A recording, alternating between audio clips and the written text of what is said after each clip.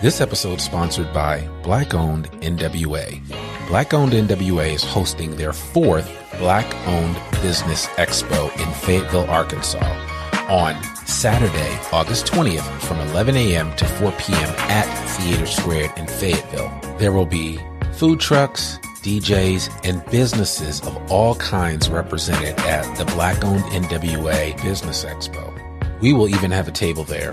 So come check us out. Come visit I Am Northwest Arkansas at the Black-Owned Business Expo at Theater Squared, Saturday, August 20th from 11 a.m. to 4 p.m.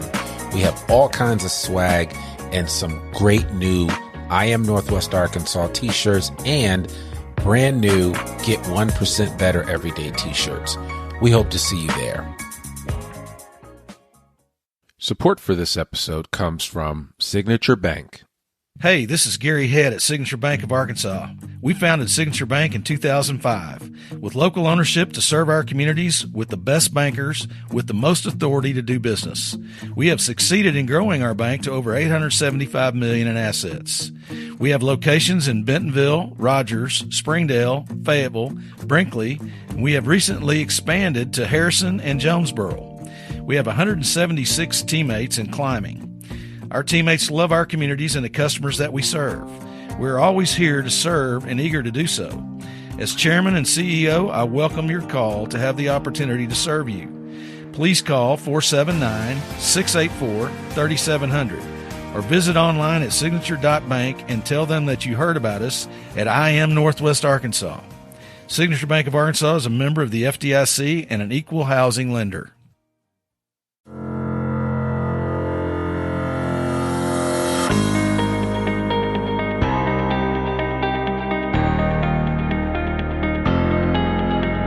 It's time for another episode of I Am Northwest Arkansas, the podcast covering the intersection of business, culture, entrepreneurship, and life in general here in the Ozarks. Whether you are considering a move to this area or trying to learn more about the place you call home, we've got something special for you. Here's our host, Randy Wilburn.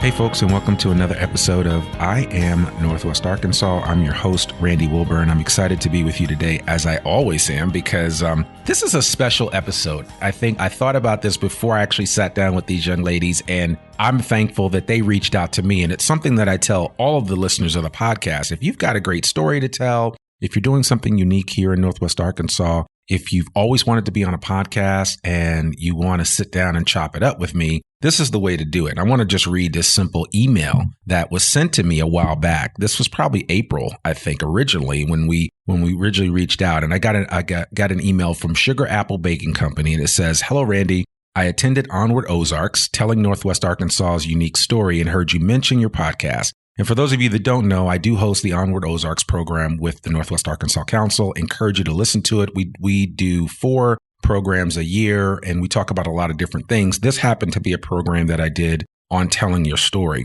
And so this person goes on to write, I am reaching out to you to see if you would be willing to interview us. And then it says, we have launched a new boutique pop-up bakery that specializes in a unique blend of West Indian. And that's what caught my eye, West Indian, because for those of you that don't know, my wife is from Trinidad. So I said, man, you know what? I need to check these guys out. And traditional baked goods. Danielle Reynolds is the creative baker coming up with items that are unique and provide a memorable bite. And I am Blanca Maldonado, and I am part owner of the business. I manage pop-up locations and our social media accounts. And I look forward to hearing from you. Sincerely, Blanca. And so I get emails like this all the time. I got this email. I think I reached out to them the same day. And as a matter of fact, I said, sure, I'd be happy to chat. And the rest, as they say, is history. And now these 2 fine young ladies are right in front of me, front and center. And they came with baked goods, right? Yep. They didn't come empty handed, because I was thinking, I said, I hope they bring something for me to try. And they did. And I cannot wait to talk about these cookies.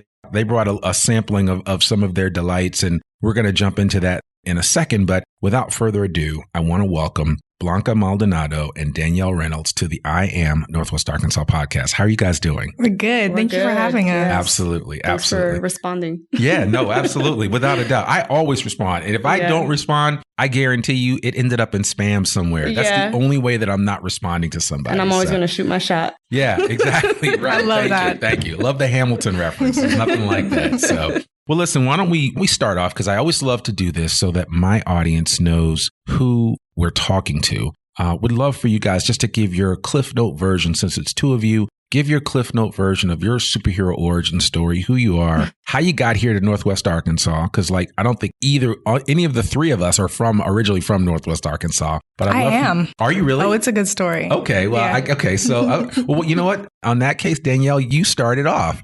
So I'm Danielle Reynolds. I was born in Fayetteville, Washington Regional Hospital, the old hospital. 3 months, my parents moved us back to the Caribbean immediately. Where? St. Vincent and the Grenadines. Right. Okay. Which is close to Trinidad. Yep. It's very close. It is very close. I stayed there until I was 16. We bounced around the U.S. a little bit. We spent probably about 6 months out of the year in America. I came back to Fayetteville a lot. 16, I was like, I'm going to college. I don't want to go to community college. I don't want to take A-levels, which is like our end of the year program if you're 16. Sure. I was like, no, I'm going to go to college at 16.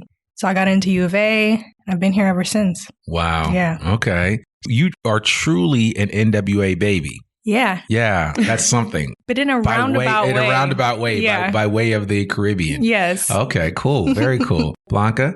I was born in LA. My parents are from El Salvador. Okay. And they immigrated in the 80s, moved to LA, realized it's dangerous, and we're headed to Canada. So they drove. Yeah. Because it was going to be safer. They drove and stayed in New Jersey with an aunt, and then they ended up staying there. Grew up in Elizabeth, New Jersey. Moved That's here. right. We talked about that because I'm from Teaneck, and Teaneck and Elizabeth are just a couple of, not far away. I mean, 20 minutes at the most. So, yeah. So then when I was going to start college, I wanted to leave the house. So I came over here to Rogers, Arkansas in 2007. I had an uncle that was living out here. Okay. So I was like, why not? If I don't like it, I could always move back in with my parents. And I'm still here. I love it. It's easy to raise a family and real chill. When I want some city energy, I go back home. Yeah. Mm-hmm. That's how I kind of feel. I was up in New York and New Jersey. I was up in Teaneck just a couple of weeks ago, and I said, it was nice to be here and get my fill and then come back. The one thing that I really, it just dawned on me, I really hate traffic. Oh my gosh. Like you would not believe. Yeah, I have no tolerance for traffic anymore. And I realize why people are so pissed all the time. All the time. As soon as we get off in Newark Airport, my mother-in-law is cussing everybody out. And I get it. Forget about it. It's if you're not, a lot of you that are listening to this are from Northwest Arkansas. You get upset if College Avenue gets backed up. Let me tell you, you don't understand what traffic is until you are sitting on 93 in Boston coming out of the city, or you're sitting on 95 at a crawl just as you leave the parking lot, the toll plaza there at exit 14 by the Meadowlands, or you know what I'm saying? It's just, there's always something crazy. Fill in the blank, any major city with traffic, Atlanta, Dallas, the Bay Area, LA. It's just insane. So LA is dizzying with lanes. So, and I can only imagine that as we continue to grow, we will have some traffic woes at some point in time. I just hope that the powers that be, those that are planning the growth, the inevitable growth that we're going to experience here in Northwest Arkansas, they really take that into consideration, that we build a couple of beltways and some other ways for things to feed in. Because right now, there's only a couple of roads that feed into everything. And so there's going to need to be more thought that goes into that. And I believe people at the Urban Land Institute and other places are doing that. But that's not what this podcast is about. So I want to get back to baked goods. So you guys, in the middle of everything else, so you guys are kind of roundabout got here. One person was born here. The other person ended up here. And now you've been here. That's 15 years since 2007. How did you guys become friends? We were in the same sorority. Oh, yes. Okay. Yeah. So it turns out sorority life was not for either of us, Really? But out of that became a really good friendship and bond. So it's almost like we bonded on not being able to bond, Interesting. Yes. That's kind of meta. Yes. Very. Yes. It's you don't enjoy this either? I don't either. Goodness. We should be people. It was I don't like this group thinking. It's kind of... No. It was too much. Yeah. I like doing my own thing. I went through it. Yeah. I went through the experience and I was like, you all got right, the it's not T-shirt for to me. prove it. Yeah. It's like, all right, it's not for me. Yeah. I met some cool people, but I'm not going to stay in it. That's it. Well, you got each other out of the deal. Yeah, we did. So there you go. There you go. Yeah. So at what point did the entrepreneurial bug bite you guys? Oh, for me, it was like second grade. Oh, okay. Yeah, easily. I was selling candy out of my backpack, you know. Yeah, I didn't like that my parents had the ability to control what I could buy. Yeah. You know? Yep. Because they were handling the money. Yep. So I was like, wait a minute, if I get my own money, I can buy whatever I want. Sure. So it was immediately like, okay, well, how do I make money in second grade? I'm like, everybody likes candy. Yeah. So I would buy like that multi-pack of candy and sell them individually. Yeah. You know? I mean, that's what the stores do. Yes. Yeah. That's what the stores do. I was like, I could do that. Yeah, my son was selling it, and it's unfortunate because like my son had a hardcore Jolly Rancher market going on in his bus. Nice. Up to the Arkansas Arts Academy, and then they shut it down. They were like, you can't sell candy, and it's like because I don't think that schools think about the learning process of being an entrepreneur and trying to figure that out. And he was coming home making bank. I mean, he was like, he would come home at the end of every week, like, Dad, you need to order some more. Oh, I need, nice. I mean, he's made quite a bit. I mean, I'm sorry to the parents if you've had to spend time with the dentist, but yes, my son was he was the Jolly Rancher man on the bus headed up to the Arkansas Arts Academy from Fayetteville for a while there until they shut it down. And I've seen that happen a lot of times where if the school doesn't organize it, then they don't want to be a part of it. And that's, it's just unfortunate. It's also one of the challenges that in schools, they don't teach financial fitness. Correct. Right. Yeah. So it's kind of like we don't get a lot of the things that you need to have in order to adult. It's like, how do I make some money? You buy this for $1 and then sell it for $2. Right. Well, see, I've gotten in trouble for things like that because I'm actually a public school teacher. I teach 9th grade physical science. And every school year, I pull up my check stub. Yep. And I put my check stub on the board and the kids are like, taxes. I'm like, yeah. Taxes, insurance, it's all gone. And they're like shocked. So we have this conversation about like, okay, if you have loans and you become a teacher or you have loans and you become whatever you want to become. Sure. Like there's all these things that come out. So like be thoughtful about like your path of getting there. Yeah. And it doesn't have to be that traditional path that everybody expects. Right. Yeah. Yeah. But it is a challenge because I've been told I shouldn't do that. I'm like, why? Why? Right. That was one of my favorite teachers. They made us write checks. Had a whole game. This was back in the day before the internet, I guess. We had the newspaper and like stocks and pick stocks, and he would track it for us. And I learned a bunch through that. There's nothing wrong with that. Yeah. Right. Yeah. It's just real life. One of the more memorable lessons I remember. It is. It definitely is. So I talk to the kids about the cookies too. Yeah. Because there's kids that bake. Of course. I see them. There's kids that have like, a lot of the Marshallese girls sell these like gummy bears that they've soaked in like Kool-Aid and like tahini in these little packs. And I'm like, so what's your profit margin? And they're like, what? What? I'm like, well, how much money do you make? Oh, I sell it for $1.50. I'm like, that's how much you're selling it for. How much money are you making? Yeah. And they're like, what do you mean? So I'm like, well, how much time did it take? How much are the ingredients? I do like I have a full spreadsheet that I use personally. Sure. But I do like a little breakdown for them where I'm like, well, how much money do you actually make? Like how much do you have to have every week to like buy more? And so that's always an interesting conversation. Oh, I'm sure it is. Yeah. Yeah. No, I mean, there is so much room for entrepreneurial education in our school systems. Yeah. And I think, a lot of times we don't give credit to these young people, how much of a sponge that they are, that they can take in a lot of information. And if you show them, you teach them how to fish early, they can take in real world information. Yeah. Exactly. Like I think we're scared that like teenagers are not capable. So like we start babying kids really early, Yeah. So when we start talking about like anatomy, the heart is a heart shape. Right. I'm like, they could handle it being an actual heart. They could handle it. But we have these assumptions that kids are like so much less capable than they actually are. Yeah. And they are. Now, granted, teenagers, I'm like, you have no frontal lobe. No. You got nothing. That is a whole, and that's what I tell my 17-year-old son. I'm like, dude, trust me, you're not there yet. No. And you're not going to be there till you're 25. I was 26, son, until, and that's hard for me to admit, but I tell my son all the time, I'm like, dude, I wasn't a man until I was 26. It's just biology. It's not. It's nothing personal. It's nothing personal. It is what it is. I functioned, but I wasn't a man until I was 26 years of age. And being able to have a baby doesn't make you a man, right? And you have to have those real world conversations. But we are digressing into other areas of content, which are quite interesting to talk about, though, right? Because it is the reality of where we are. But you guys, when you talk about entrepreneurship, you took the time and said, you know what? In spite of everything that's going on out in the world, the pandemic and all of that, you guys decided to start a baking company. How did that part of your relationship come about? Did you just one day just decide? No. So Danny, for a couple of years, I bought a Leo's cake from her. And in my mind, I was like, I just want, for birthday cakes, I like to spend some money on birthday cakes and make sure that they taste good. Because we only buy it once a year. Mm-hmm. I don't want to go buy some crappy cake. Yeah. I like baked goods. Another thing is I miss all the bakeries in the East Coast. Yeah, absolutely. So Danny was making stuff and I'm like, oh my God, this is like what I used to eat back home. I'm like, why aren't you making these? At the time, you were also making cinnamon buns. Yeah. Mm-hmm. And she was like, I would always find her and buy it from her. So I was selling them on the trunk of my car. Oh, really? Yes. Yeah. Okay. I would put it out on Instagram and then I would say, hey, meet me at the Macadoodles parking lot in Springdale. Oh. Yep. Right. And I would pop my trunk and people would drive by and I'd be like, oh, I'd check their name off a list if they Venmo'd me and be like, here's your cinnamon rolls. Yeah.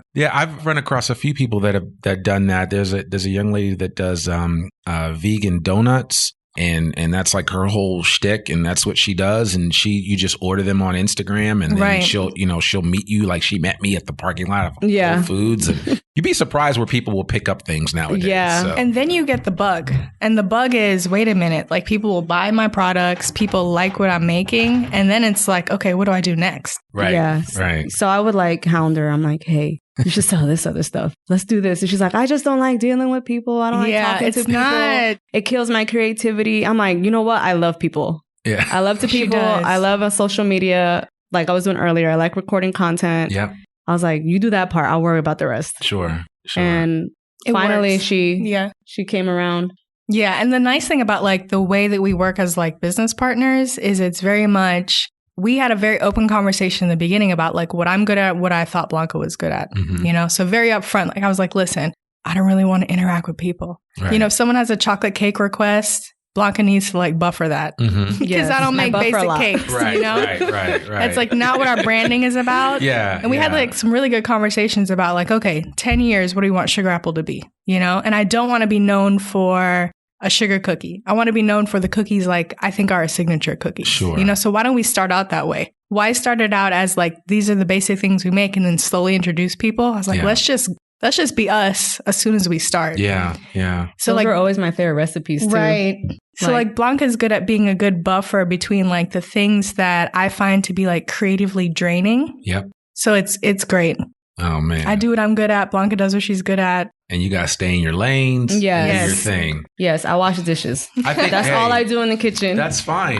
And that's good too because. And take video. Yeah. I think people need to listen to this because a lot of times when we start out, we want to be all things to all people and you can't be. No. And if you are more than one person working in a group on an effort, everybody needs to stay in their lane. Everybody needs to focus on what their strength is because that's how the group as a whole gets better. Right? There's an expression, one can put 1,000 to flight, two people can put 10,000 to flight. So just exponentially, the two of you together are way more efficient than just either one of you on your own. Right. So, yeah. So there's some real benefits there. So when did you actually start Sugar Apple Baking Company? Do you remember the date? Officially, I think it was right after my birthday. Okay. Yeah. I had this birthdays to me are always mentally a big deal, because it's you close out one year and then the next year is coming. Sure. And so for me, I like to keep myself going, Yep. So I'm okay, year 28, level 28 just closed out. What's 29 going to be like, right. And so for me, it's always I have this reference. I had a lot of loss in family members as a child. So for me, time is not this infinite thing that I think I'm guaranteed. Right. I don't know when it's going to happen, but it could happen any point. I could be 102 or I could be 30. Right. Yeah. So it's always like, I don't want to die with a regret. So it's always, I wanted to go to culinary school, you know, but my mom and my family, they're all bakers or like they run restaurants, they run hotels. But when you're a kid in that, they're kind of like, don't do it. Yeah. You know, we all do it. Go be a lawyer, go be a doctor, whatever, you know? But I keep coming back to it. So it got to a point where I was like, I keep coming back to this. I think it's like worth it to myself that I'm like, okay, let's see what happens. Yeah. You know, I'm glad you mentioned that because a lot of times people, you know, will go out and do the things that other people dream about. Yeah. And not what they dream about. Right. And that's it. So it's like, you know, a lot of times your kids parents will live vicariously through the accomplishments of their children. Right. And it's not necessarily what their children want to do, but it's what the parents never had a chance to do. So now that child is fulfilling that, and that's a dangerous place to be, unfortunately. Yeah, right. And you hear too many people talk about it. And I have friends that have, you know, gotten law degrees and then 15 years into their career were like, this was never what I wanted to do anyway. This was what my parents wanted me to do. Right. I wanted to go, I don't know, ride a bus or whatever. You know, it could be anything. And I think, you know, life is too short. As you said, we could go right the next day or we could go 50 or 60 or 70 years from now. And I think it's important for us to live every day to its fullest. Yeah. So it sounds like that's what you're doing. So I want to applaud you for that. Thank you. So absolutely. Absolutely. And so now you guys decided to come together. You said, you know what? Pandemic be damned. We are starting this business and we're going to make it happen. Yeah. When did you start to realize that your baking was at a level where people would actually come back and ask for more? Oh, I realized that when it was unofficial out of the trunk of my car. Okay. Yeah, because it got to a point where I could not keep up with the production level for the number of DMs I was getting on Instagram. Wow. And that was like an eye-opening moment because I wasn't making 2 dozen cinnamon rolls. It was like 10 dozen cinnamon rolls. Sure. And when I started thinking like, okay, this is like 120. Yeah. Then I started thinking, I wonder how many cinnamon rolls Rick's Bakery sells. You know, I started thinking like that. Like how many, my local Walmart, how many cinnamon rolls do they sell per week? Sure. I started thinking like that way. Like, okay, these numbers are at a level where now I'm wondering, is it worth it to scale up or what should I do? And at the time, it wasn't worth it to scale up. So then I came back to it. But there's a lot of like good lessons I learned in that process. Yeah. So it was interesting. But when it hit like 10 dozen cinnamon rolls out of the trunk of my car. That's when you knew. I was like, okay. Yeah. Maybe a sign. And repeat cars. Yeah. You know, because it was very much like a drive-by. Sure. People would just roll up. I'd be like, what's your name? Check. Here you go. Yeah. So when I started seeing the same cars, I was like, wait a minute. These are like the same people. Yeah. Yeah. It was interesting. And, you know, the thing about it is nowadays with technology being what it is, you mentioned Venmo. I mean, people can easily send you money. Yeah. You've got Instagram. You've got other social media outlets where you can just let people know about what's going on. It's easy to interact with that and to kind of test the market. It is. And you had a chance to kind of test the market. Yeah, that's right. You did test the market. Yeah. Yeah. And now you're out there. So, yeah. And you guys have been on other podcasts. I know you were on my friend Ro's podcast, Ro on the radio. And I mean, Ro is great. And what was that like for you, that experience? It was affirming. Okay. Yeah. Yeah. It was affirming. Now, did you send her an email too, or did she reach out to you? Or I'm pretty sure Blanca did. Yeah. Okay. I sent her a DM and I was like, hey, can we go now? Can we go now? I'm always the one in the DMs and emailing and asking everyone and telling everyone, go follow our Instagram, Sugar Apple Baking Co. Yeah. The wildest part about this was like a month into business. So I'm like more reserved, right? Like I need there to be like, to me, I feel like we need to be at the place before I do something. Yep. And Blanca's like, we'll get there when we get there. How about we just do it now? Right. You know? So I think I was like, are we ready for this? And she was like, why not? So Blanca goes, well, what do you need to be ready? And I was like, she's right. Yeah. You know, I was like, yeah, she's right. There's no reason. A year from now, the words I want to say about my business and my branding are not going to be any different than what they are right now. And I was like, okay, she's right. Okay. I love it. It is fun. It feels like I'm managing an artist. So that was like one of my dreams growing up, a fantasy of mine. Like I wanted to work for Hot 97, be an intern, but my parents were like, no, you can't go into the city by yourself. Yeah. So I told Pedro, I was like, I feel like I circled back around to that fantasy of managing an artist. Yeah. Because sometimes I talk to her and I'm like, let her get it out. So Danielle is like your Pebbles or something. Yes. Oh no. I gotta find an artist for you. That makes sense. I was like, who's the ones that are always like, gotta get that like curse everybody out and then come back. I gotta get the jitters out. Right. Get the jitters. Oh, that's funny. What it is. Jitters. Yeah, that's hilarious. So tell me. So then, obviously, the inspiration for your baked goods, besides just the West Indies and just all the flavors and elements that you find in West Indian cooking, what are the other inspirations for you as far as that's concerned? I would say it's like heavily influenced by like French pastries. Okay. So my Aunt Audrey, and in my kitchen, there's a picture of her. You know, like I look at her when I wash the dishes, you know? Mm-hmm. And so she had a bachelor's degree in chemistry, but she ran this cafe in the Caribbean on an island called Bequia. Yeah. That was maybe no bigger than this room, you know? And she had like all these like really amazing French techniques that, considering the lack of like refrigeration and like the limit on ingredients, I think that she is maybe one of the most innovative bakers that I will ever come across. Sure. Simply because to be that innovative with a lack of ingredients and resource, to me, is like the height of creativity, because she just did what she could do. Right. So I grew up like, you know, helping out on the weekends. And so I learned all these things when I was little. Yeah, how do you laminate pastry? Yeah. And it was early and it was just automatic, but that's like a heavy influence. Yeah. And, you know, you think about it, it's like you could have gone in a whole different direction and you would have almost suppressed all those skills that you gained at an early age. Mm-hmm. So it's interesting that you're able to kind of use them and utilize them and make them, you know, elevated to a new level. Well, I think like for me, like I dream about making pastries. Okay. You know, like I'll make a cookie in my sleep before I make a cookie. Right. You know, and it's also like I like my pastries to evoke like a memory. Right. So like we brought you this like dark and spicy cookie. Yeah. And to me, cookie. Thank you. Yes. And so for me, it's like I grew up drinking cocoa tea instead of hot chocolate, you know? So cocoa tea is like raw cocoa, think like dark chocolate, heavy on spices. So like, and every family does it different. Mine did black pepper. I'm not a fan of the black pepper, but you know, nutmeg, cardamom, ginger, whatever your family's like preference is. So like this cookie triggers like a memory in me of that cocoa tea, you know? So I like to like, and even though I understand that they're not like shared memories with other people, but they're my memories. Right. And we have found that people take a bite and they're like, whoa, what's this? So they're like experiencing what I experienced as a kid for the first time. And it's cool. Yeah.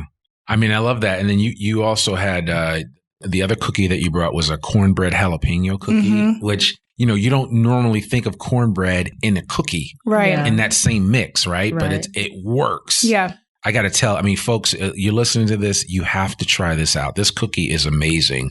Very tasty. It has cornbread elements to it, and the jalapeno has just the right amount of bite. But it's actually a sweet cookie. Yeah. Yeah. So, which is really, that's the thing that I really liked about it. Yeah. So. I know. It's so fun. Like anytime that's why I enjoy working with her, because anytime she makes something, I'm like, oh, this is new. This is so fun. We need to sell this. Right. Yeah.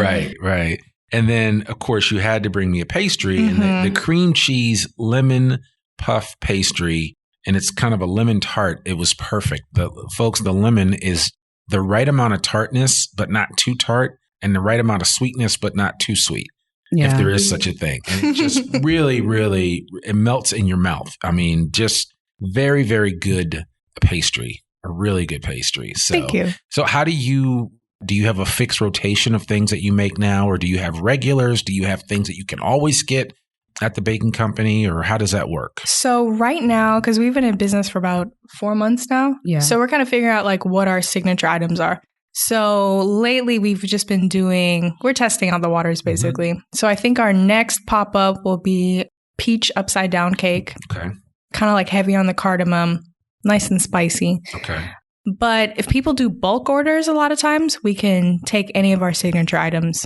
Okay. Yeah. And all your signature items are on your website? Yeah. Okay. All right. That's cool. Yeah. So I want to make sure people know, and we'll point everyone to the website and their whole social media set up on our show notes, so that way you guys can reach out to Blanca and Danielle and order some pastries specifically. But I mean, this is exciting. And I guess it has to also be exciting for you that, you know, there's so many commercial kitchens opening up in the area. I mean, it's just, that's like a big thing. And I was actually just talking to one of the ladies here at the library that works at the reference desk. Shout out to Kathy. But, you know, the one thing that a lot of people don't realize that this library has, and we're in the Fayetteville Public Library, is they have a commercial kitchen. And it's beautiful. Yes. It's absolutely gorgeous. And people can use their library card to rent it out. Yeah.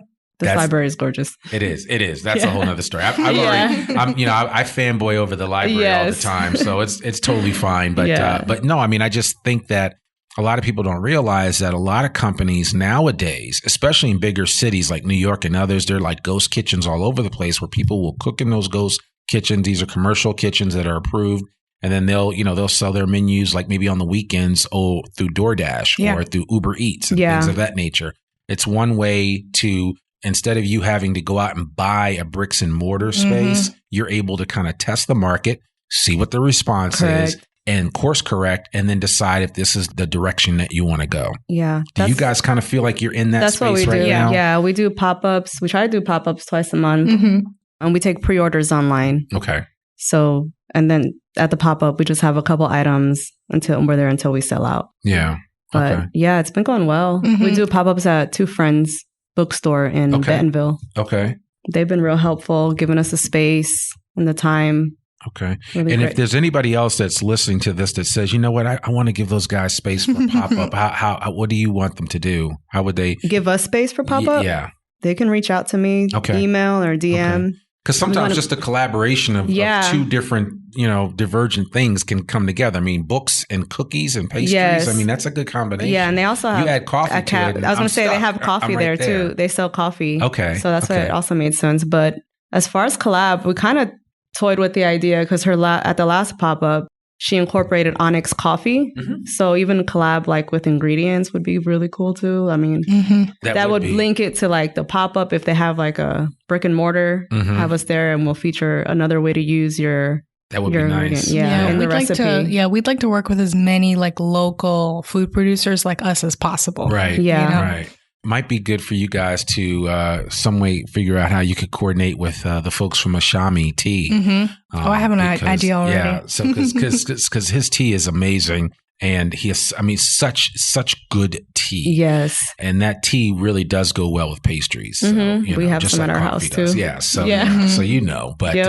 but yeah, I mean, there's just like a million different options. I mean, what's next for you guys? August pop-up. Right now, like, I think what we're focusing on is, I think like Blanca and I've talked about having our cookies in more retail spaces. Okay. Like right now it's at Wild. They're a clothing store that just opened up in Bentonville. We have the honey jalapeno there at the front. So it's been interesting, but really I'd like to keep testing out.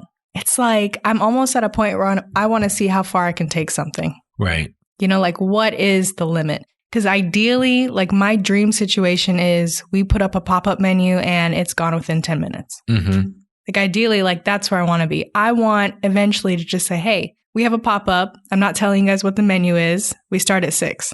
Show up. Yeah. Show up. Yeah. I like that. Like that's where I'd like to be. Yeah. That's like complete autonomy. Like my absolute authentic self. Yeah. This is what I made. Come enjoy it. Yeah. I mean, and the thing about it is, it's just like with anything. There are groups of people that will follow you just for what you're doing, right? I mean, there are groups of people that will go to a brewery when they do a new brew, bakery when they create a new item. It's like, so it's that whole concept. It's like, you don't have to be all things to all people, but there are a core group of people that will follow you and will be loyal to you, especially from that perspective, because they just love pastries and baked goods. I also think that like, social media has influenced the way that people interact with businesses. Yeah. So it is such like no one, if all you sell is brownies, right? Yep. No one, eventually you will begin losing followers. Yeah. Because your social media feed is just brownies, right? Yeah. That's all you sell. So with us, I don't think that we get like the boredom factor because we rotate the menu so frequently that there is not time to get bored with our feed or bored with our menu. And we're also not available all the time. Right. There's also... I don't have time for that. Right. I don't have time. So there's also like that demand. Like if you miss this pop-up, I don't know when these honey jalapeno cookies will be back. It'll be a minute. It'll be a minute. Yeah. It'll be, And the way Danny's creativity works, like... The last pop-up we had, I didn't know what our menu was till the day of. Oh, wow. People were asking me, like, what's she going to serve? What's new? I was like, I have no idea. And then she sends me a picture of the lemon cream cheese puff pastry. Yeah. And I'm like, we're selling this? I'm so excited. I haven't even tasted it yet. Yeah, So I went dark. I just let her go. Quiet. That's I was funny. quiet for That's like funny. 8 hours. Nobody could reach me. I was like, listen, I'm doing something. Let me be. My shoulders on fire. We gotta laminate this pastry. I didn't answer my phone. Eventually, I came out. I was like, here you go, Blanca. This is I just left her alone. I was like, I'm gonna go do my own thing.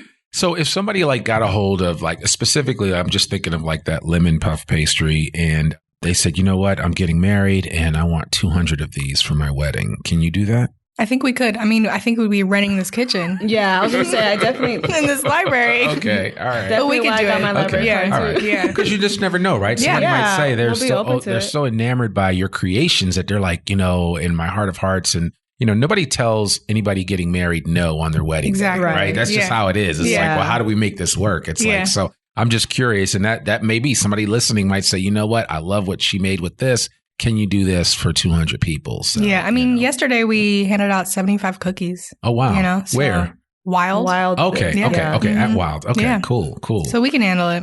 Now you're going to have to come up with like a mountain bike cookie or something like that. So I love to ride my bike. And I started dabbling into mountain bike. Okay. So Danny's like, how do we tap into like these mountain bikers? I know they love to eat. They have to be the way they're riding. I was like, I don't know. I'll go find some group and have you heard of Arkansas Latinas in BC? Yes. So, I have. Olivia and Olivia's Sophia great. Awesome. Those guys are great. You should probably test it with them because I know they like some pastries and baked goods. So you need it. Yeah. So, but no, that's so funny. I mean, there's just so many different groups here. Yeah. So. Especially we sell a salted caramel Rice Krispie. Right. And I'm like, I use it as a pre-workout sometimes. Yeah. Before I go for a long ride, I'm like, some quick sugar. Some quick sugar. Yep. Yeah. That's cool. I like that. So, well, I mean, the sky is the limit for both of you guys. And I got to say, it's been a pleasure to kind of sit down and just talk with you and learn a little bit more about your journey, where you're going, and the fact that the destination's still up in the air, right? I mean, you know, this could go a lot of different ways for you guys,